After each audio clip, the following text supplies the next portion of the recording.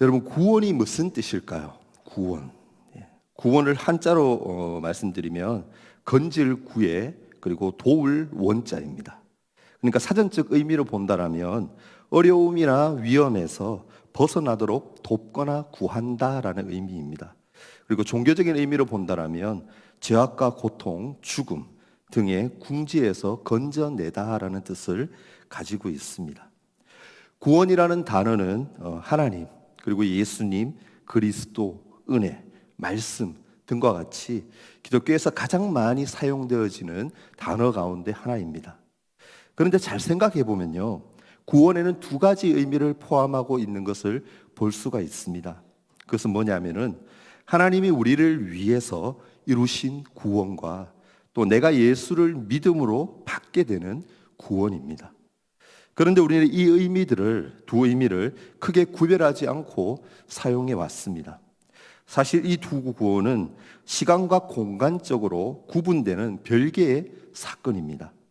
구원의 의미 가운데 먼저 말씀드렸던 하나님이 우리를 위해서 이루신 이 구원은요, 2000년 전에 유대 땅에서 실제로 있었던 사건이고 객관적인 구원입니다.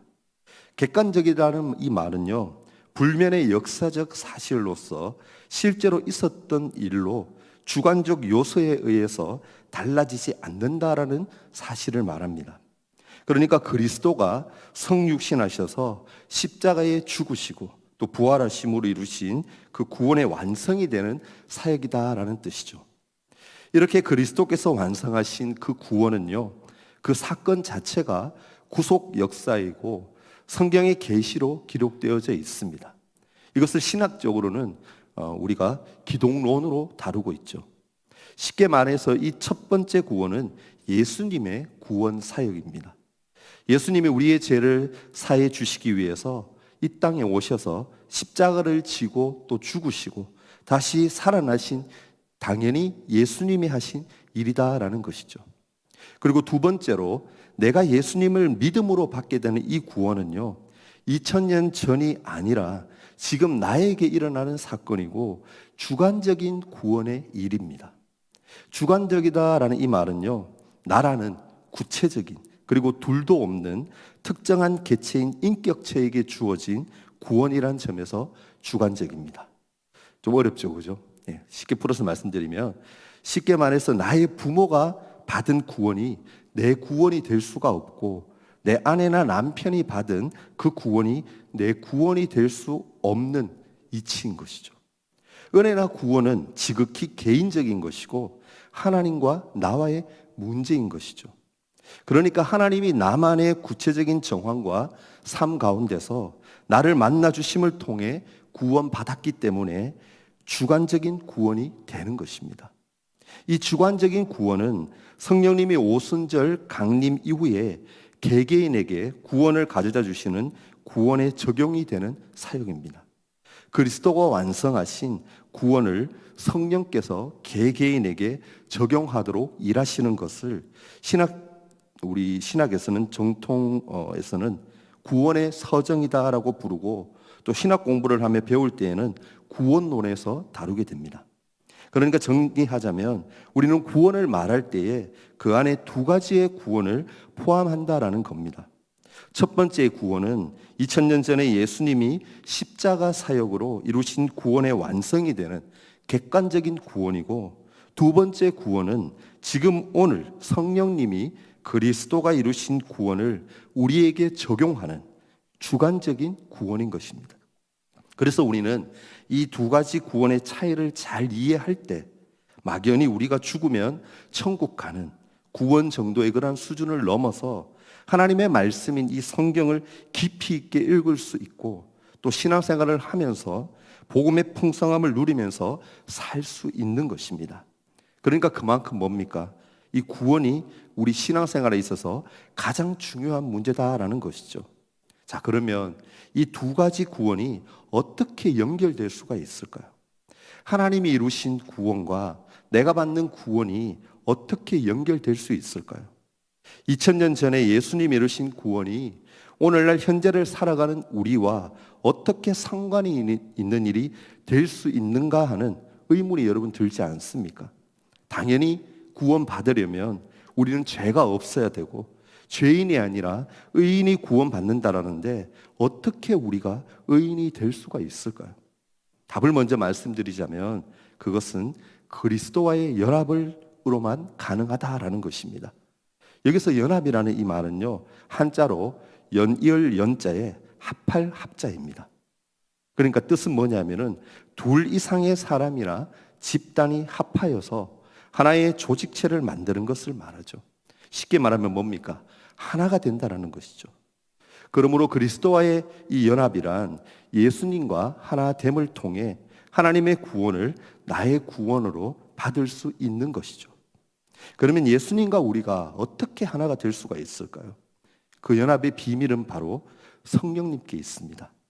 요한복음 14장에서 16장까지는요, 성경에서 그리스도와 성령의 관계를 특별히 사역적 측면에서 가장 명시적으로 설명하고 있는 본문입니다. 그러면 요한복음에서 예수님은 성령에 대해서 말할 때 어떻게 설명하셨을까요? 성령을 명제로 설명하고 명제에 직접적으로 접근하는 방식보다는 그리스도를 통해 성령을 이해하는 방식이 주님이 취하신 방식이었습니다. 특별히 14장에서 16장까지는 예수님이 무슨 표현을 가장 집중적으로 많이 사용하느냐 하면은 내 이름으로라는 말을 가장 많이 사용하십니다. 14장 13절 그리고 14절 26절에 사용하고 있고요. 15장 16절 21절에 나오고 있고 또 16장 24절 26절에 나오고 있습니다. 대표적으로 오늘 읽었던 26절을 다시 한번 읽었으면 좋겠는데요. 함께 한번 더 읽겠습니다. 자, 시작. 보혜사 곧 아버지께서 내 이름으로 보내실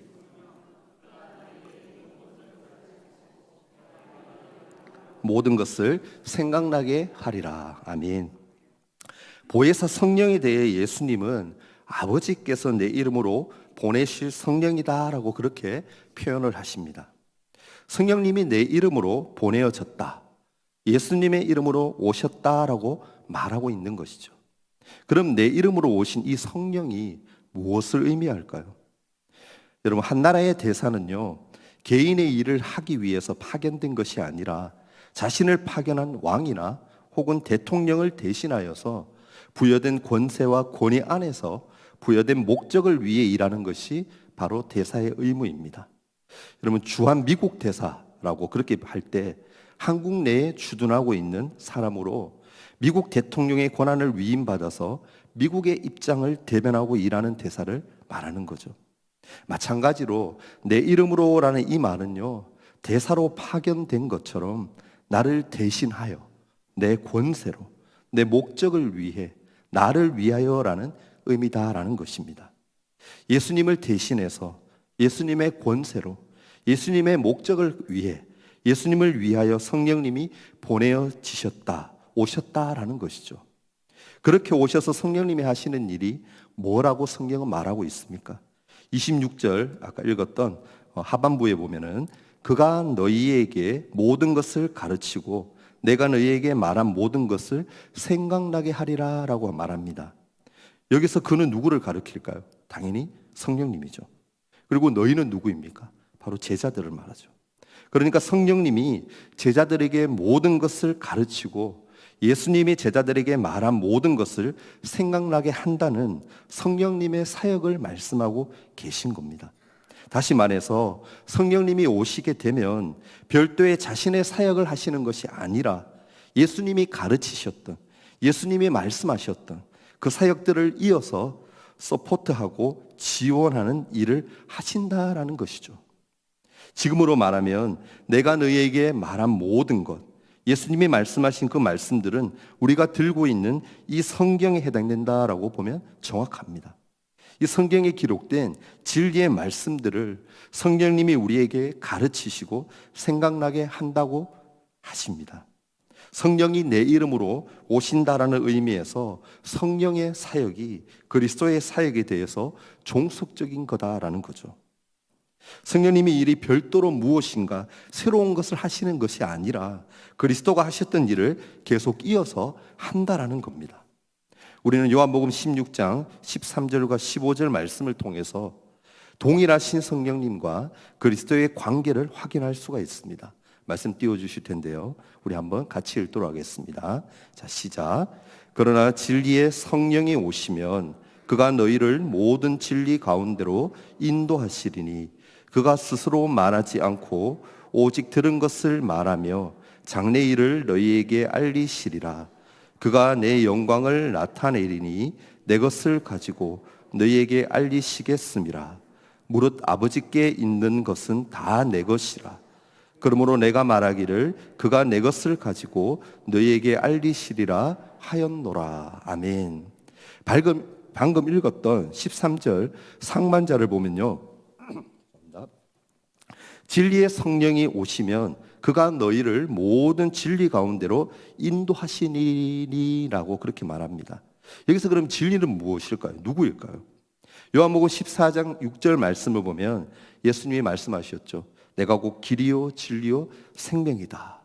그러니까 그 진리이신 예수님께로 진리의 성령님이 인도하신다라는 것이죠. 그리고 13장 13절 하반절에도 보면 그가 스스로 말하지 않고 오직 들은 것을 말하며 장래 일을 너희에게 알리시리라라고 말합니다. 그러니까 그가 되시는 성령님이 스스로 말하지 않고 오직 들은 것만을 말하실 것이다라고 하십니다. 성령님께서 오셔서 하시는 사역이 스스로의 주도권을 갖고 자신의 목적과 계획대로 말하고 행하는 것이 아니라 오직 그에게 들려진 것, 부여된 것, 위탁된 것을 한다라는 것만으로 한정되고 있다라는 것이죠. 또 14절 말씀을 보면 그가 내 영광을 나타내리니 내 것을 가지고 너희에게 알리시겠음이라라고 합니다. 그가, 그러니까 성령님이 내 영광을, 예수님의 영광을 나타내리니 예수님의 것을 가지고 너희에게 알리시겠다. 성령님이 예수님의 영광을 나타내시고 예수님의 것으로 제자들과 우리에게 알리신다라고 하시는 거죠. 이어서 15절에도 항정적인 그 의미가 담겨 있는데요. 함께 읽을까요? 시작. 무릇 아버지께 있는 것은 다 내 것이라.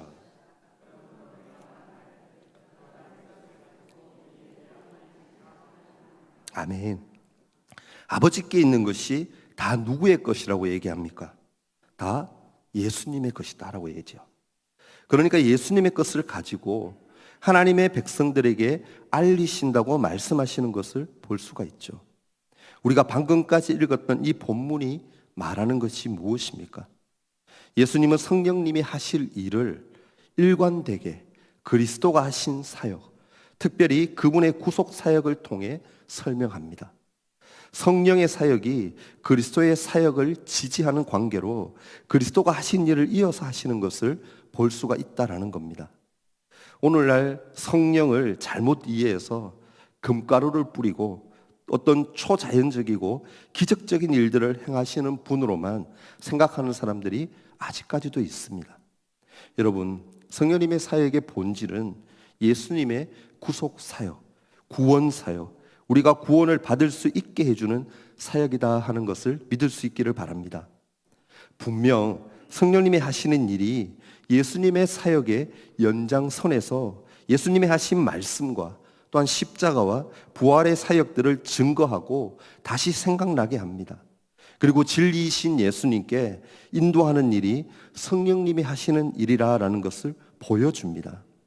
여러분, 성령을 그리스도의 영으로 부를 수 있었던 것은 예수님과 성령님이 같은 일에 종사하시기 때문입니다. 우리는 오늘 구원을 두 가지 의미로 나누어서 먼저 생각해 보았습니다. 첫 번째 구원은 십자가를 통해서 이루신 예수 그리스도의 사역으로 구원의 완성이 되는 사역이었습니다. 2000년 전에 구원 사건이 지금 현재 우리에게 이루어진 구원이 될 수 있는 것은 우리가 그리스도와 하나가 되는 그리스도와의 연합 때문이고, 그 연합되는 방식은 보혜사 성령의 임재, 성령님의 일하심을 통해서다라고 말씀드렸습니다. 보혜사 성령님이 우리 안에 임재하시기 때문에 그리스도의 영이신 성령으로 말미암아 예수님의 구원 사역의 공로와 의가 우리에게 전가되는 것입니다. 성령님으로 말미암아 예수님의 의가 나의 의가 되고 우리가 의인이라고 불리게 되는 것이죠. 예수님과 우리가 연합될 수 있는 그 다리, 그 연결의 접점이 바로 성령 하나님이 되신다라는 것입니다. 왜냐하면 성령님이 예수님의 영이 되시기 때문에 이 성령님의 일하심이 성령님 본인의 단독적인 다른 분야의 그러한 사역이 아니라 그리스도의 일의 연장선상에서 그것을 이어받아서 하시기 때문에 가능한 것이다라는 것입니다.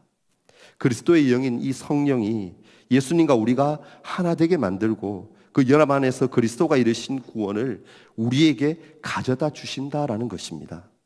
성령으로 아니하고는 누구든지 예수를 주라 할 수 없다라고 고린도전서 12장 3절 말씀은 그렇게 기록하고 있습니다. 이처럼 진리의 영인 성령님이 우리 안에 오셔서 진리요 길이요 진리 대신 예수님께로 인도하시고 그리스도와 연합할 수 있게 되는 것이죠. 지난번에 얘기한 것처럼 존 칼빈은요 그리스도와의 연합을 설명하면서 그의 것이면 무엇이든지 우리의 것입니다라고 얘기했습니다. 그리스도가 이 땅에 오셔서 죽으시고 또 부활하심으로써 살아나신 구속의 모든 혜택이 그리스도 안에서 우리의 것이 되는 겁니다. 실천적 측면에서 존 칼빈이 놀라운 교통이라고까지 표현하며 강조하는 그리스도와의 연합에 대한 확신은 우리의 삶에 큰 차이를 가져옵니다. 내가 그리스도와 연합되어 있음에 대해서 확신함으로써 바로 구원의 생명과 능력을 과감하게 누리는 활력 있는 신앙생활이 가능한 것입니다. 이제 말씀을 마무리할까 합니다. 오늘 읽은 이 말씀은요 예수님이 공생의 마지막 밤 제자들과 함께한 자리에서 하신 그러한 말씀입니다. 요한복음 13장부터 17장까지는요 고별 설교라고 불리면서 예수님의 마지막 유언과 같은 그러한 말씀들이 담겨져 있습니다. 그럼에도 제자들은 예수님이 십자가에서 죽으시고 그들을 떠나실 것을 이해하지 못했고 두려움과 슬픔 속에 있었습니다. 그런 제자들에게 예수님은 다음과 같은 놀라운 약속을 해주십니다. 요한복음 14장 18절 말씀인데요 함께 한번 읽도록 하겠습니다. 자, 시작. 내가 너희를 고아와 같이 버려두지 아니하고 너희에게로 오리라. 아멘. 예수님은 우리를 홀로 두지 않으십니다. 믿으십니까? 우리에게 보혜사 성령님을 보내어 주셔서 항상 함께 계시겠다고 약속하십니다. 예수님은 성령님을 보혜사라고 부르시죠. 이 말은 여러분 헬라어로 한 번쯤은 들어봤을 텐데요 파라클레토스라고 합니다. 뜻은 뭡니까? 곁에서 부름받은 자, 돕는 자, 위로자, 변호자라는 그런 뜻이죠. 성령님은 인격을 가지신 하나님의 영이시며 우리를 위로하고 또한 보호하며 함께 하시는 그러한 분입니다. 현대적 표현으로 바꾸어서 말한다면 성령님은 우리의 조력자가 되시고 인생의 동행자가 되어 주시는 거죠. 성령님은 우리의 감정을 다 아시는 분이며 어떤 상황 가운데서도 우리를 돕는 그러한 분이십니다. 성령님은 기도할 줄 모를 때에도 말이 막힐 때도 말할 수 없는 탄식으로 우리를 위해 기도하시는 그러한 분이십니다. 고린도서 2장 10절에서 12절 말씀을 보면요 이렇게 기록하는데요 함께 한번 읽어보도록 하겠습니다. 자, 시작. 오직 하나님이 성령으로 이것을 우리에게 보이셨으니 성령은 모든 것 곧 하나님의 깊은 것까지도 통달하시느니라. 사람의 일을 사람의 속에 있는 영 외에 누가 알리요? 이와 같이 하나님의 일도 하나님의 영 외에는 아무도 알지 못하느니라. 우리가 세상의 영을 받지 아니하고 오직 하나님으로부터 온 영을 받았으니 이는 우리로 하여금 하나님께서 우리에게 은혜로 주신 것들을 알게 하려 하심이라. 아멘. 우리는 말씀을 대할 때 성령님의 도우심을 겸손히 구할 수 있어야 됩니다. 말씀을 깨달은 지식은요 지식에서 나오지 않고 성령님께로부터 나옵니다. 예수님은 내가 너희에게 말한 모든 것을 생각나게 할 것이다 라고 말씀하십니다. 삶의 결정적인 순간, 갈등이 생기는 순간, 또한 유혹의 순간, 슬픔과 두려움 속에서 우리가 이전에 들은 그 말씀, 읽은 말씀, 그 배운 말씀을 생각나게 하시는 분이 바로 성령님이다라는 사실을 우리는 반드시 기억해야 합니다. 그러니까 성령님은 말씀을 기억나게 하실 뿐만 아니라 그 말씀을 현실에 적용하도록 이끄시는 것이죠. 그래서 성령님과 동행하는 사람은 말씀 안에서 사는 사람이 되는 것입니다. 요한복음 14장 26절 말씀은 우리에게 성령님의 귀한 사역을 선명하게 우리에게 보여줍니다. 성령님은 보혜사로서 우리를 돕고 위로하시며 가르치시는 교사로서 우리를 진리로 이끄시고 또한 말씀대로 살아가게 하시는 그러한 분입니다. 예수님은 성령님을 통해 지금도 우리와 함께하고 계십니다.